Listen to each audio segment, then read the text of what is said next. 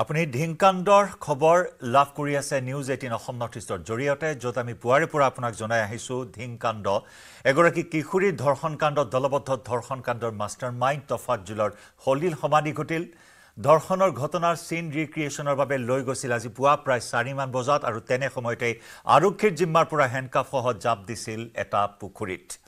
আৰু তেনে সময়তে আৰক্ষী উদ্ধাৰ কৰিবলৈ চেষ্টা কৰে যদিও প্ৰায় 2 ঘণ্টা সময়ৰ মূৰত এছডিআৰএফৰ সহযোগত উদ্ধাৰ অভিযানত উদ্ধাৰ কৰা হ'ল মৃতদেহ এতিয়া ৰাইজে কিছু সন্তুষ্টি প্ৰকাশ কৰিছে যদিও ৰাইজে এই মুহূৰ্তত সন্তুষ্ট হ'ব পৰা নাই বা আশ্বস্ত হ'ব পৰা নাই কাৰণ এতিয়াও 2 অভিযুক্ত পলাতক অৱস্থাত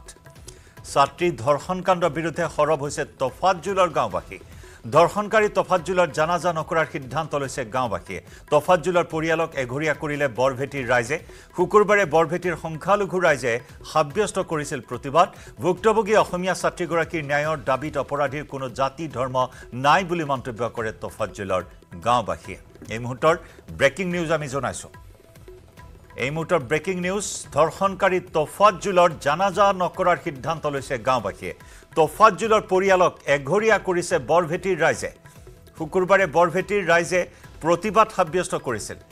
সংখ্যালঘু ৰাইজে প্ৰতিবাদ সাব্যস্ত কৰিছিল ভুক্তভোগী অসমীয়া ছাত্ৰীগৰাকীৰ ন্যায়ৰ দাবীত অপৰাধীৰ কোনো জাতি ধৰ্ম নাই বুলি মন্তব্য কৰে তফাজ্জুলৰ গাঁওবাসীয়ে আৰু গাঁওবাসীৰ এটা গুৰুত্বপূৰ্ণ সিদ্ধান্ত এটা কঠোৰ সিদ্ধান্ত এই পাখণ্ড এই নৰপিশাচ তফাজ্জুলৰ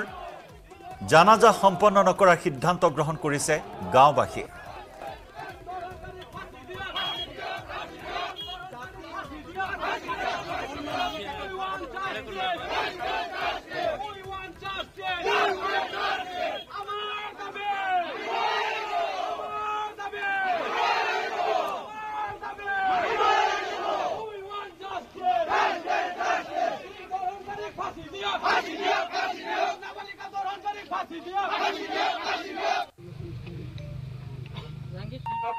অপরাধী কি সংখ্যালঘু হোক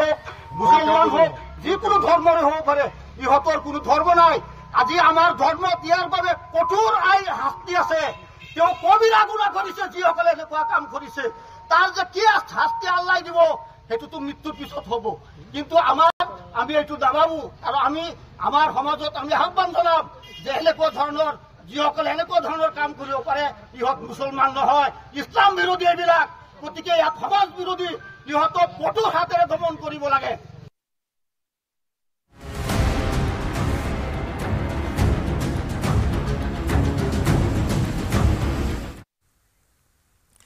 আৰু এই মুহূৰ্তত 10 বাজি গ'ল এই 10 বাজিবৰ হ'ল এই 10 বজাৰ পৰা পুনৰ ঢিং বজাৰত প্ৰতিবাদ সাব্যস্ত কৰিব ঢিঙৰ ৰাইজে দল সংগঠন এই মুহূৰ্তত ওলাই আহিছে কালিৰ দৰে আজিও প্ৰতিবাদত কপাব ঢিং বজাৰ কালি অস্থিৰ হৈ পৰিছিল অচল হৈ পৰিছিল ৰাইজৰ উত্তাল প্ৰতিবাদত দোষীক কঠোৰ শাস্তিৰ দাবী দোষীক ৰাইজৰ আদালতত এডি দিয়াৰ দাবীত প্ৰতিবাদ সাব্যস্ত কৰিছিল ঢিঙৰ হাজাৰ হাজাৰ জনতাই ঠিক তেনেদৰে আজিও হাজাৰ হাজাৰ প্ৰতিবাদকাৰী ওলাই আহিব বাকি 2 কালপিতক এতিয়াও আৰক্ষীয়ে কৰায়ত্ব কৰিবলৈ সক্ষম হোৱা নাই এটা অভিযুক্তৰ এনেকুৱা এটা পৰিস্থিতিত মৃত্যু হ'ল তাত ৰাইজে কিছু সন্তুষ্টি প্ৰকাশ কৰিছে যদি আশ্বস্ত হোৱা নাই কাৰণ বাকি 2 কালপিতক অতি শীঘ্ৰে গ্ৰেপ্তাৰৰ দাবীত পুনৰ সৰব হৈছে ৰাইজ 10 বজাৰ পৰা পুনৰ প্ৰতিবাদী কাৰ্যসূচী ৰূপায়ণ কৰিব প্ৰতিবাদী ৰাইজে বিভিন্নজনৰ প্ৰতিক্ৰিয়া আছে আগবঢ়াই লৈছো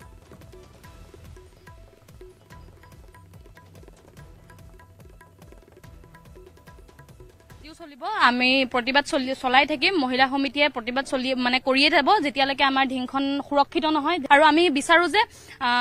যোনটো মৃত্যুবৰণ কৰিলে যোনজন দুখীয়ে মৃত্যুবৰণ কৰিলে এটো বহুত সাধাৰণ মৃত্যু হয় এনেকুৱা মৃত্যু আমি বিচাৰা নাছিলো আমি প্ৰতিবাদীসকলে কঠোৰ শাস্তি বিচাৰিছিলো যাতে গোটেই মানে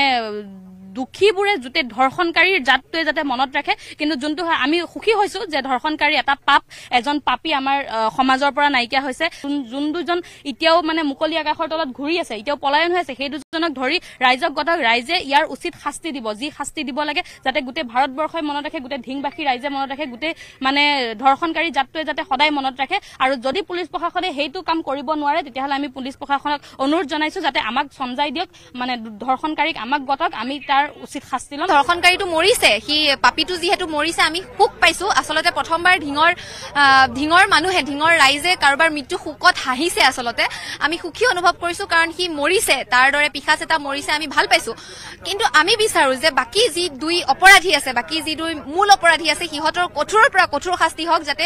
সিহঁতৰ এনে শাস্তি হওক যাতে ভাৰতবৰ্ষত, অসমত নাৰীৰ ওপৰত চকু দিয়া মানুহৰ চকু যাতে চোৱাৰ আগতে তল পৰি যায়, সিহঁতে যাতে ভয় কৰে, সিহঁতে যাতে নাৰীৰ ওপৰত চাবলৈ বুকু কঁপিবলগীয়া হয়। আমি তেনে শাস্তি বিচাৰিছো। আমি চৰকাৰক অনুৰোধ জনাইছো, আমি প্ৰশাসনক অনুৰোধ জনাইছো, আমাক তেনে শাস্তি দিয়ক। আৰু যদি সিহঁতে শাস্তি দিব নোৱাৰে, প্ৰশাসন ব্যৱস্থা যদি শাস্তি দিব নোৱাৰে, তেতিয়াহ'লে ৰাইজক গতাই দিয়ক, ৰাইজে নিজৰ শাসন নিজে কৰিব আৰু সিহঁতক উচিত শাস্তি দিব। যে সমগ্ৰ ৰাইজৰ, সমগ্ৰ দেশে এই ঘটনাটোক এটা গৰিহণা দিছে। এই গৰিহণাৰ যিটো ভগৱানৰ যিটো আশীৰ্বাদ, যিটো পাপ, ৰাইজৰ যিটো বুলি কয় অভিশাপ, এই অভিশাপে তেওঁক মেৰাই মেৰাই ধৰিছে। আৰু এই অভিশাপৰ ফলতে তেওঁ এনকাউণ্টাৰ নকৰাৰ আগতে তেওঁ মৃত্যুবৰণ কৰিবলৈ হৈছে। গতিকে ৰাইজৰ অভিশাপ বহুত সাংঘাতিক। গতিকে কোনো অপৰাধীয়ে ৰাইজৰ কাঠগড়াৰ পৰা কোনো অপৰাধীয়ে সাৰি যাব নোৱাৰে, সেইটোকে আজি প্ৰমাণিত কৰিলে। এটা কথা কয় নহয়, ভগৱান বোলা এজন আছে। এই ক্ষেত্ৰত আমি ঢিংবাসী ৰাইজৰ যোৱা ঘটনাটো সংঘটিত হোৱাৰ পৰা এটা তীব্ৰ প্ৰতিবাদ আছিলে, তীব্ৰ দাবী আছিলে যে দোষীক এনকাউণ্টাৰ কৰিব লাগে। কিন্তু আৰক্ষীয়ে এনকাউণ্টাৰ নকৰিলেও তাৰ ফল আৰক্ষীৰ সন্মুখতে তেওঁ নিজে পানীত জঁপিয়াই যিধৰণে মৃত্যুবৰণ কৰিলে, ইয়াক লৈ ঢিংবাসী ৰাইজ সুখী। আৰু সেই যি কণমানি নাবালিকাগৰাকী আছিলে, তাই ন্যায়ৰ ক্ষেত্ৰত কিছু হ'লেও আমি সকাহ পোৱা যেন অনুভৱ কৰিছোঁ। কাৰণ এটা দীঘলীয়া প্ৰচেষ্টাত চৰকাৰী ধনৰ ভাত খুৱাই থকাতকৈ এই যিটো আজি সংঘটিত হ'ল ঘটনা, যে পুৱাই এটা ভাল খবৰ ঢিংবাসীৰ বাবে, কিছু আশাৰ ৰেঙনি আহিছে ঢিংবাসীৰ মাজত। আৰু এই অপৰাধীৰ ক্ষেত্ৰত যাতে কোনো ধৰণৰ কম্প্ৰমাইজ নহয়, বাকী থকা দুগৰাকীৰ ক্ষেত্ৰতো যাতে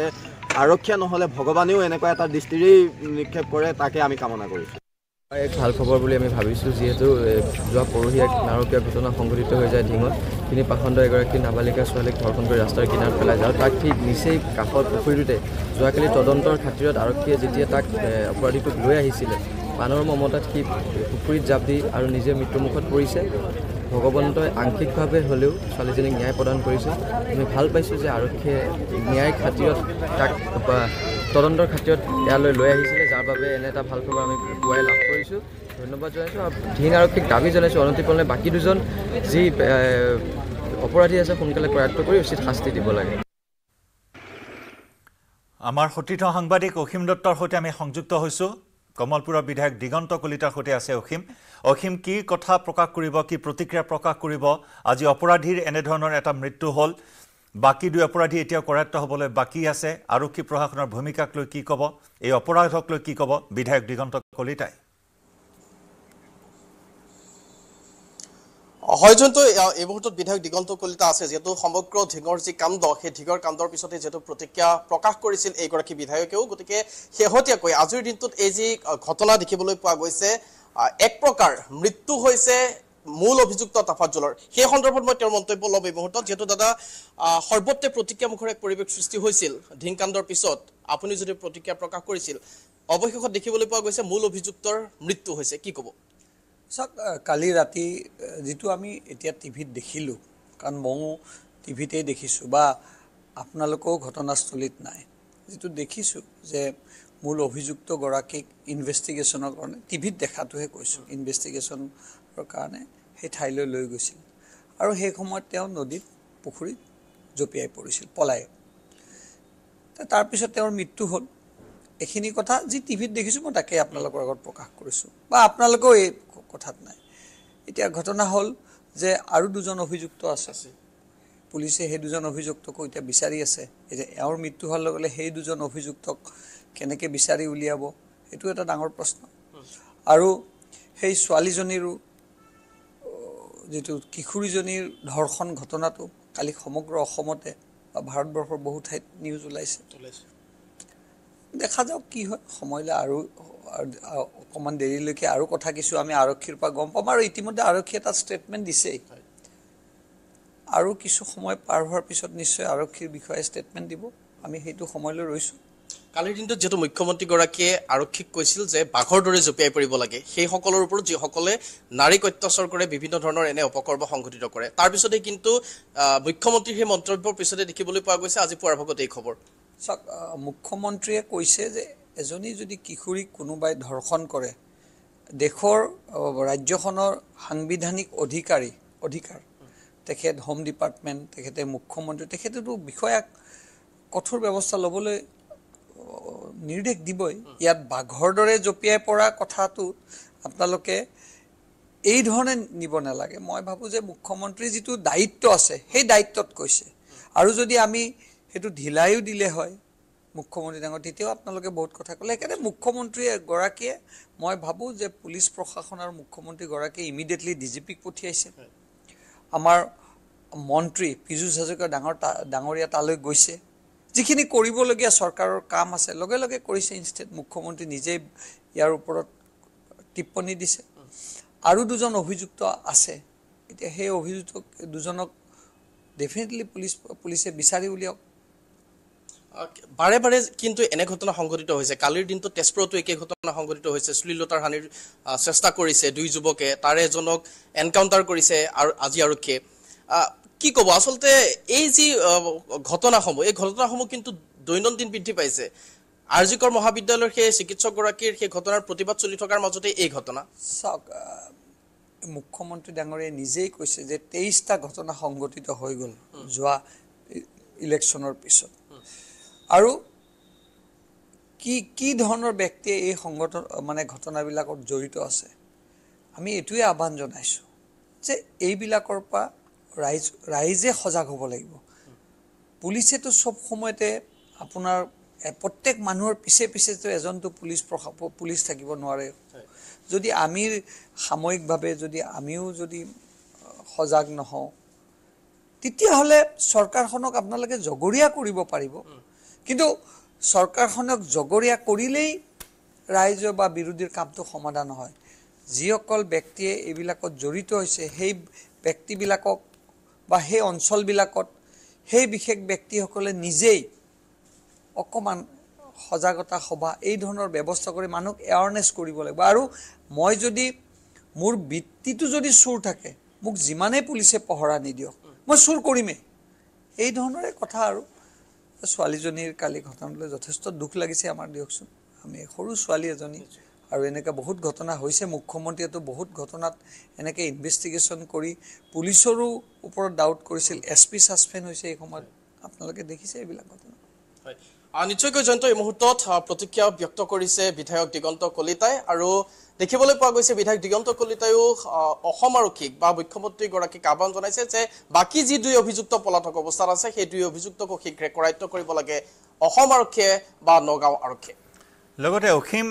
নিৰাপত্তাৰ কথা যদি চোৱা হয় মুখ্যমন্ত্ৰীগৰাকীয়ে যি পৰিসংখ্যা দিছে যে লোকসভা নিৰ্বাচনৰ পিছত 23টাকৈ এনেধৰণৰ জঘন্য কাণ্ড সংঘটিত হৈছে মুখ্যমন্ত্ৰীগৰাকীয়ে কৈছে য'ত হিন্দু এতিয়া সংখ্যালঘুত পৰিণত হৈছে যিসমূহ অঞ্চলত তাতে এনেকুৱা ধৰণৰ অপৰাধজনিত ঘটনা বৃদ্ধি পাইছে গতিকে সেই স্থানসমূহত নিৰাপত্তাত কিবা ফুপুলা আছে নেকি নিশ্চয়কৈ আৰু এটা বিষয় আপোনাৰ পৰা জানিব বিচাৰিম যেহেতু ইতিমধ্যে আপুনি উল্লেখ কৰিছে যে নিৰ্বাচনৰ পিছত 23টাকৈ ঘটনা সংঘটিত হৈছে মুখ্যমন্ত্ৰীগৰাকীয়ে এই কথা কৈছে সেই অঞ্চলসমূহত সুৰক্ষা ব্যৱস্থাত ক'ৰবাত নহয় ক'ৰবাত ফুপুলা আছে নেকি যেহেতু হিন্দু যুৱতীসকলৰ ওপৰতে হওক বা একাংশ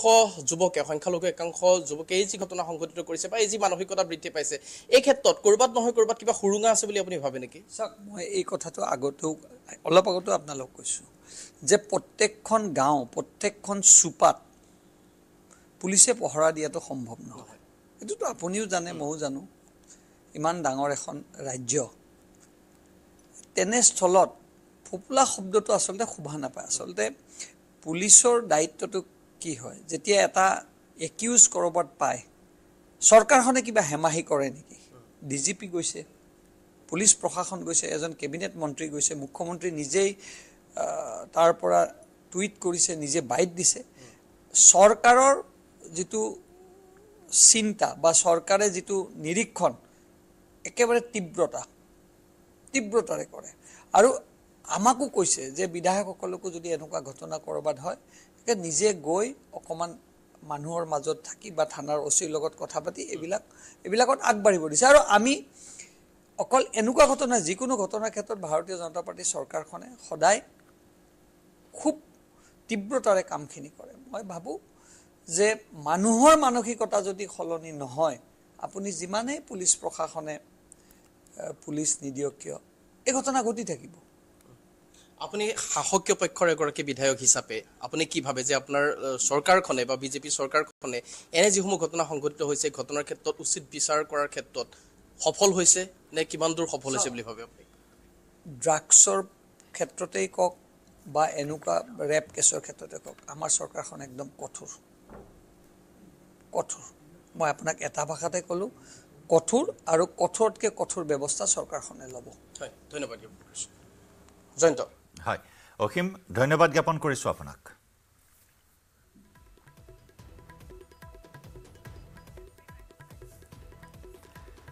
আৰু ঢিংকন্যাক ন্যায় দিয়ক আৰু সেই দাবীৰে আজি পুনৰ 10 বজাৰ পৰা প্ৰতিবাদত বহিছে ঢিং বজাৰত প্ৰতিবাদী জনতা দল সংগঠন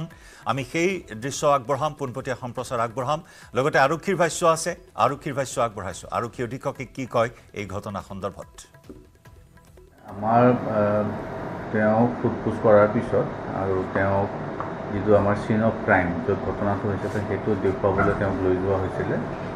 তেনেতে তেওঁ আমাৰ চিপাহীটোৰ পৰা হেণ্ডকাপৰ ৰছীডাল পটকৈ টানি তেওঁ পলাবলৈ চেষ্টা কৰে আৰু পানী যিহেতু তাত পুখুৰী আছে পুখুৰীত পৰে লগে লগে আমি কৰ্ডন কৰোঁ কৰ্ডন কৰাৰ পিছত SDRFকো খবৰ দিয়া হয় SDRF আহি পেলাই তাত চাৰ্চ কৰাৰ পিছত তেখেতৰ মৃতদেহটো আমি পালোঁ আৰু আমাৰ যিজন চিপাহী আছিলে চিপাহীজনৰ হাতত অলপ আঘাত পাইছে আৰু তেওঁক চিকিৎসা কৰোৱা হৈছে ঘটনাটো এতিয়া আমি তদন্ত কৰিছোঁ যে কেনেকৈ তেওঁ তাত মানে যে তেওঁ আন্ধাৰ আছিলে পানীত পৰিলে গতিকে এই ইনচিডেণ্টটো আমি এবাৰ চাব লাগিব কেনেকৈ বাকী দুজন পাৰিছোঁ তেওঁলোকক কালি আমি ৰেড কৰিছিলোঁ তেওঁলোকক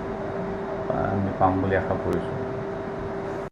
পোষ্টমৰ্টমৰ কাৰণে দিয়া হ'ল নেকি দিয়া হৈছে মানে মোৰ কাগজত সোমাই দিছোঁ কি নাম আছিল তেওঁৰ তফাজুল ইছলাম তেওঁ মূল অভিযুক্ত আছিল কেনেকৈ আচলতে আমি তাক মানে তদন্তৰ কাৰণে তাক লৈ যোৱা হৈছিলে ৰাতি হয় মানে ঘটনাস্থলীলৈ লৈ গৈছিলোঁ তাৰপিছত ঘটনাস্থলীত মানে গাড়ীৰ পৰা নমাওঁতে সি মানে পলাবলৈ চেষ্টা কৰিলে পলা মানে ওচৰত পুখুৰী এটা আছিলে পুখুৰীত জাপ দিলে তাৰ হাতত হেণ্ডকাপ লগোৱা আছিলে তো যিহেতু হেণ্ডকাপটো এটা ওজনৰ বস্তু থাকে আৰু ৰছী লগা আছিলে তো পুখুৰী বহুত গভীৰ আৰু দ আছিলে তো তেনেকৈ সি মানে কি হ'ল আমি বহুত বিচাৰিলোঁ তাৰপিছত SDRF আহিলে SDRF পাছত আমি 6:30মান বজাত উদ্ধাৰ কৰিলোঁ ৰাতিপুৱা 6:30 বজাত 6:30 বজাত ইয়াতো 3জনকৈ অভিযুক্ত আছিল বুলি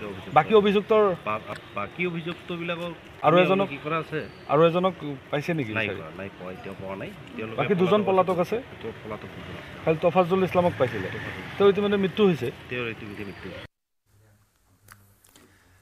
ইফালে ছাত্ৰী ধৰ্ষণ কাণ্ডৰ বিৰুদ্ধে সৰব তফাজুলৰ গাঁওবাসী আমি আপোনাক জনাইছো ধৰ্ষণকাৰী তফাজুলৰ জানাজা নকৰাৰ সিদ্ধান্ত লৈছে গাঁওবাসী তফাজুলৰ পৰিয়ালক এঘৰীয়া কৰিছে বৰভেটিৰ ৰাইজে শুকুৰবাৰে বৰভেটিৰ সংখ্যালঘু ৰাইজে সাব্যস্ত কৰিছিল প্ৰতিবাদ ভুক্তভোগী অসমীয়া ছাত্ৰীগৰাকীৰ ন্যায়ৰ দাবীত অপৰাধীৰ কোনো জাতি ধৰ্ম নাই বুলি মন্তব্য কৰে তফাজুলৰ গাঁওবাসীয়ে ছাত্ৰীক দলবদ্ধ ধৰ্ষণ কৰা দোষীক ফাঁচীৰ দাবী জনাইছে বৰভেটিৰ ৰাইজে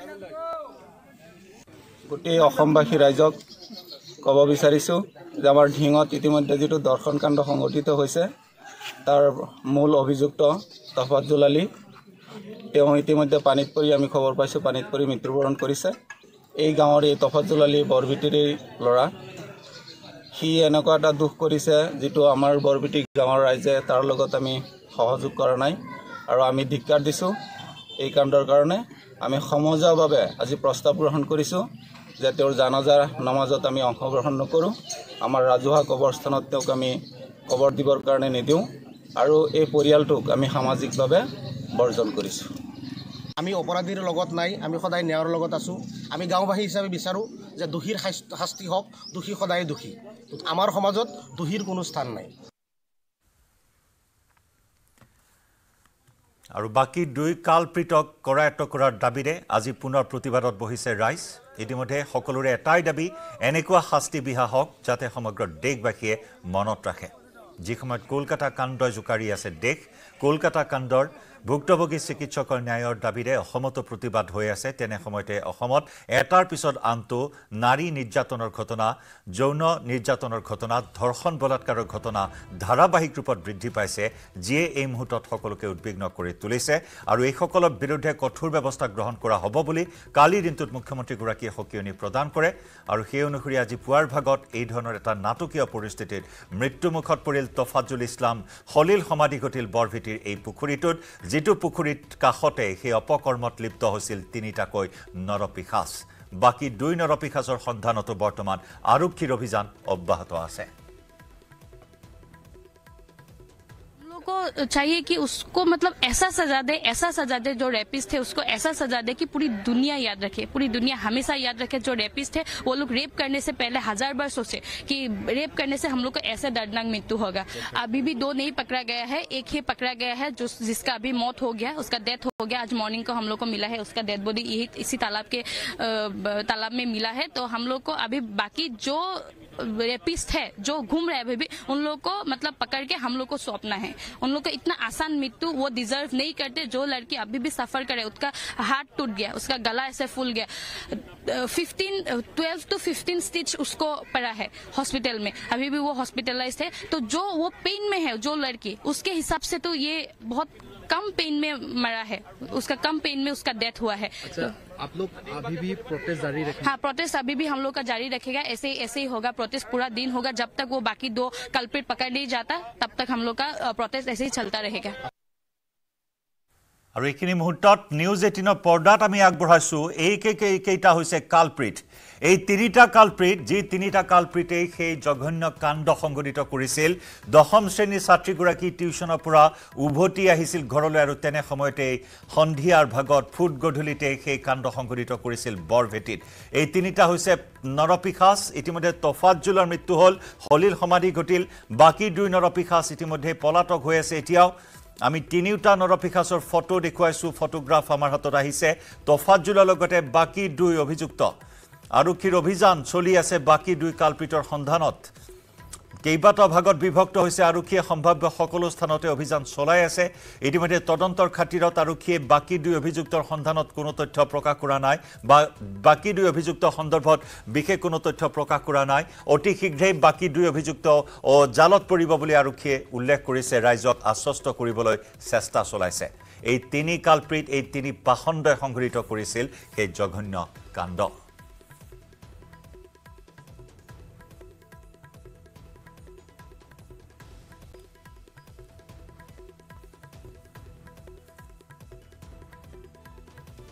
এখন বাইকত আহিছিল তিনি নৰপিশাচ আৰু এই তিনি নৰপিশাচে এগৰাকী ছাত্ৰীক অকলশৰীয়া ছাত্ৰীক লগত এই বৰ্বৰ কাণ্ড সংঘটিত কৰিলে উপযুক্ত ব্যৱস্থাও লোৱা পৰিলক্ষিত হোৱা দেখা গৈছে বিভিন্ন সময়ত আৰক্ষী বিভাগটোই যথেষ্ট সক্ৰিয়ভাৱে কাম কৰি আহিছে আৰু সক্ৰিয়তাৰে বিভিন্নজন দোষীক ইতিমধ্যে কৰায়ত্ব কৰিছে জেল হাজতলৈ পঠাইছে বিভিন্নজনৰ ওপৰত এতিয়া মকৰ্দমা চলি আছে তেনে ক্ষেত্ৰত তৎসত্ত্বেও কিন্তু ৰাজ্যখনত যি ধৰণে আজি যিবিলাক আমাৰ ইনচিডেণ্ট যোৱাকালিও দেখিলোঁ তাৰ আগতো দেখিলোঁ বিভিন্ন ধৰণৰ ইনচিডেণ্ট হৈ আছে এইটো এটা শুভ লক্ষণ নহয় প্ৰশাসন ইমান সক্ৰিয়ভাৱে কাম কৰা সত্ত্বেও যথেষ্টভাৱে পূৰ্বতে আমি দেখা নাছিলোঁ যে প্ৰশাসনে ইমান সক্ৰিয়ভাৱে তৎক্ষণিকভাৱে ব্যৱস্থা গ্ৰহণ কৰিছে আমি পূৰ্বত দেখা নাই কিন্তু বৰ্তমান ইমান সক্ৰিয়ভাৱে কাম কৰা সত্ত্বেও আজি অসমত যে এনেকুৱা ধৰণৰ জঘন্য কাণ্ড সংঘটিত কৰাৰ সাহস কৰিছে এইটো এটা শুভ লক্ষণ নহয় নিশ্চয়কৈ যিদৰে আমাৰ আৰক্ষী বিভাগটোৱে সক্ৰিয়ভাৱে কাম কৰি আছে আৰু যি কঠোৰতম যি ব্যৱস্থা গ্ৰহণ কৰিছে এইটোৱে আকৌ অধিক হয়তো ইয়াতকৈ আৰু বেছি অধিক কঠোৰ হ'ব লাগিব আৰু নিশ্চয়কৈ কিয়নো এই বাৰম্বাৰ ইমানখিনি ব্যৱস্থা লোৱা সত্ত্বেও বাৰম্বাৰ যি মানসিকতাৰে এটা মানসিক এটা যেতিয়া এটা মেণ্টেল যিটো বিশেষ সম্প্ৰদায়ৰ কথা কৈছোঁ কিয়নো এই প্ৰায়বিলাক যদি আপুনি 80% কেছেছ চাই এটা বিশেষ সম্প্ৰদায়ৰ পৰা হৈছে ন' ডাউট বাকী আমি যিকোনো সম্প্ৰদায়ৰ লোকে যেতিয়া জঘন্য কাম কৰিব তাত সেইটো গ্ৰহণযোগ্য নহয় দেখা গৈছে যে যি বিগত 2 দিনৰ যি ঘটনা দেখিছোঁ তাত কিন্তু বিশেষ সম্প্ৰদায়ৰ লোক তাত জড়িত হৈ আছে তাত তেওঁলোকক মানসিকভাৱে সংস্কাৰ দিয়াটো অত্যন্ত দৰকাৰ আৰু তাত সকলোৰে ভূমিকা তাত পালন কৰিব লাগে আৰু নিশ্চয়কৈ আমি জনপ্ৰতিনিধিসকলেও যি জাতি জনগোষ্ঠীৰে নহওক যি জাতিৰে নহওক সেই জনপ্ৰতিনিধিসকলেও তাৰ কাৰণে ভূমিকা পালন কৰিব লাগে বেয়াটোক বেয়া বুলি আমি জনপ্ৰতিনিধিবিলাকে কিছুমানে লুকাবলৈ চেষ্টা কৰোঁ কোনোবাই বেয়া কাম কৰিলে কিন্তু বেয়াটোক বেয়া বুলি স্বীকাৰ কৰিলে নিশ্চয়কৈ তাৰ সংস্কাৰটো হ'ব কিন্তু আমি দেখা যায় যে কেতিয়াবা এনেকুৱা ধৰণৰ বিষয়বিলাক ৰাজনৈতিকভাৱে টানি নিব খোজে আৰু কেতিয়াবা এনকাউণ্টাৰ হ'লে পুলিচে সেলফ ডিফেন্সতো যদি এনকাউণ্টাৰ কৰে তৎসত্ত্বেও কিন্তু কিছুমান জনপ্ৰতিনিধিয়ে কিন্তু চৰকাৰক জগৰীয়া কৰে এইবোৰৰ পৰা অলপ বিৰত থাকিব লাগিব তেতিয়াহে অসমখনক এটা শুদ্ধ পথত আগবঢ়াই লৈ যাব লাগিব আৰু নিশ্চয়কৈ মই আহ্বান জনাম জনপ্ৰতিনিধিসকলক যি জাতি জনগোষ্ঠীতে নাথাকো কিয় ভুলটো ভুল বুলি আমি তাক ভুলৰ যি আমি ভুল যেতিয়া দেখোঁ আমি তাক ভুল বুলি ক'ব লাগিব আৰু আমি কেতিয়াও কাৰো ভুলৰ পক্ষত কেতিয়াও আমি থিয় দিব নালাগে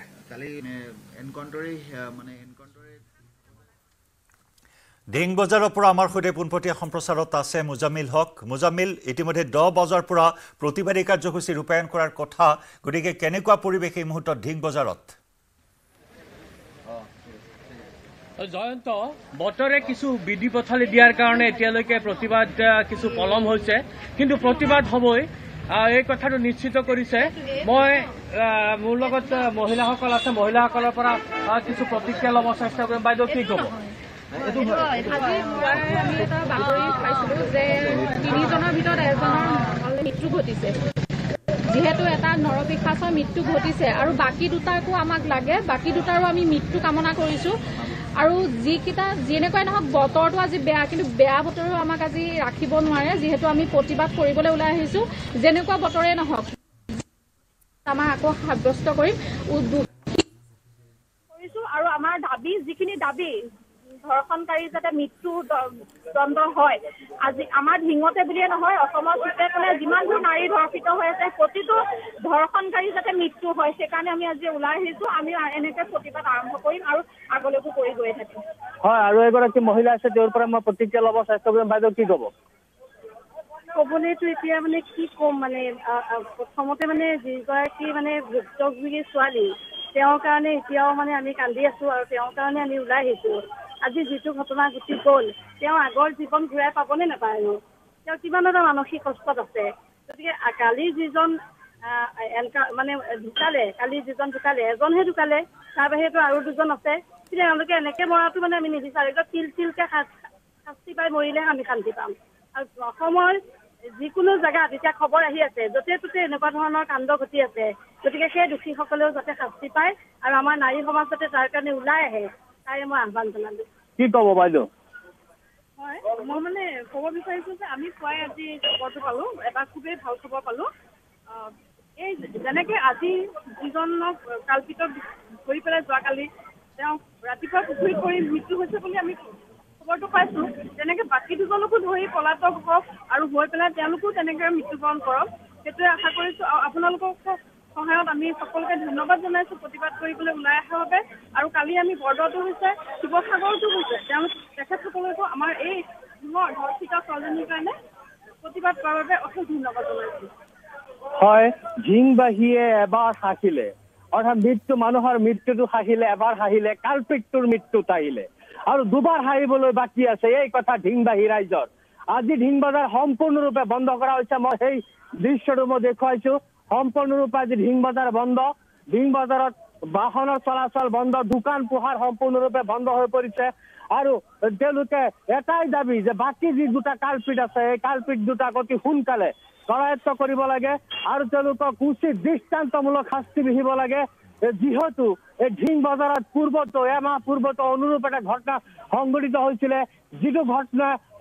এগৰাকী 60ৰ ঊৰ্ধৰ মহিলাক স্প্ৰে গেঙে এটা ধৰ্ষণ কৰিছিলে আৰু তাৰ এমাহ পিছতে পুনৰ ঢিং বজাৰত এগৰাকী টিউশন কৰি থকা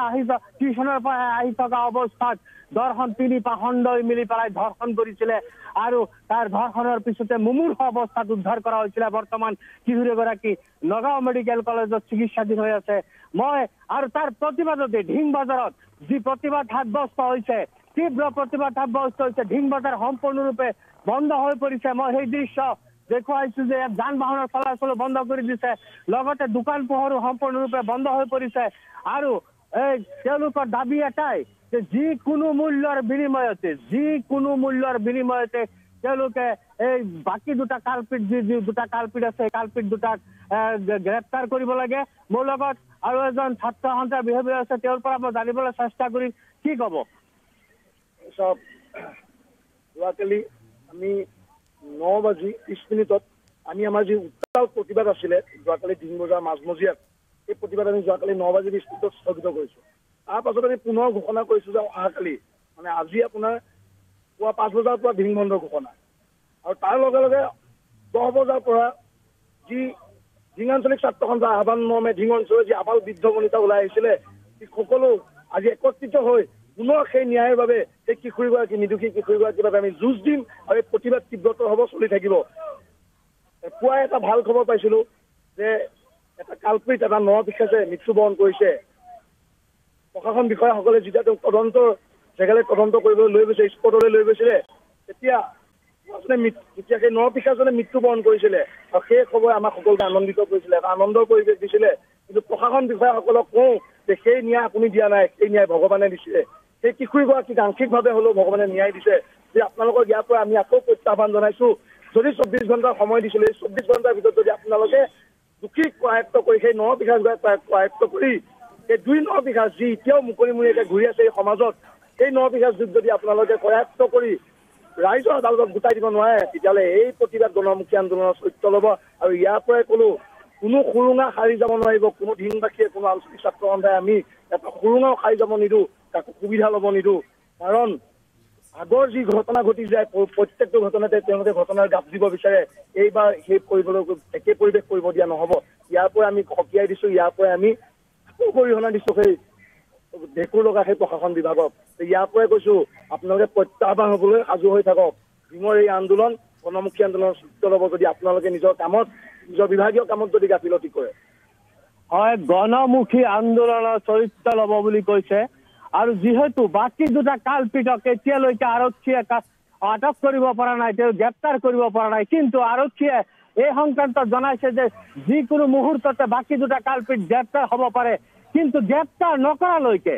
ঢিঙত এই যি প্ৰতিবাদ কিন্তু অব্যাহত থাকিব ঢিঙত ছাত্ৰ সন্থাৰ লগতে স্থানীয় ৰাইজ ছাত্ৰ ছাত্ৰীসকলে ওলাই হয় প্ৰতিকূল বতৰৰ মাজতো প্ৰতিবাদ অব্যাহত ৰখাৰ হুংকাৰ প্ৰদান কৰিছে প্ৰতিবাদকাৰীসকলে আপুনি সংযুক্ত হৈ থাকক মুজামিল আমাৰ সৈতে এটা চমু বাণিজ্যিক বিৰতিৰ সময়